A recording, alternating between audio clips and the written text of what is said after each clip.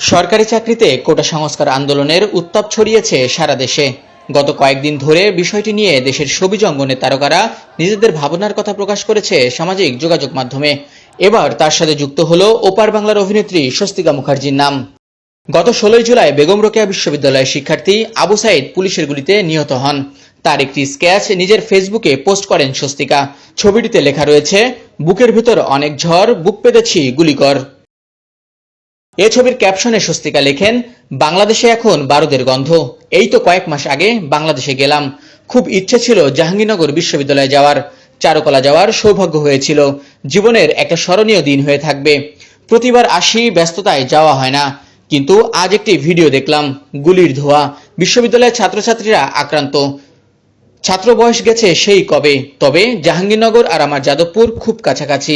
কাঠগোলাপের গাছগুলিও কেমন একই রকম, একরকম আকাশের মেঘগুলিও, কেবল আজ ওখানে বারুদের গন্ধ।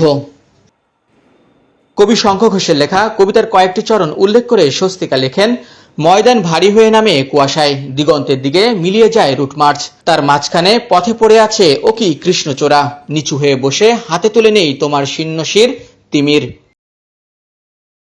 অস্থিরতার কথা জানিয়ে স্বস্তিকা লেখেন, এমন এক আপ্যায়নপ্রিয় জাতি দেখিনি। খাবারের নিমন্ত্রণ যেন শেষই হতে চায় না। অমন সুন্দর করে সারা রাস্তা জুড়ে ভাষার আলপনা আর কোথায় দেখব।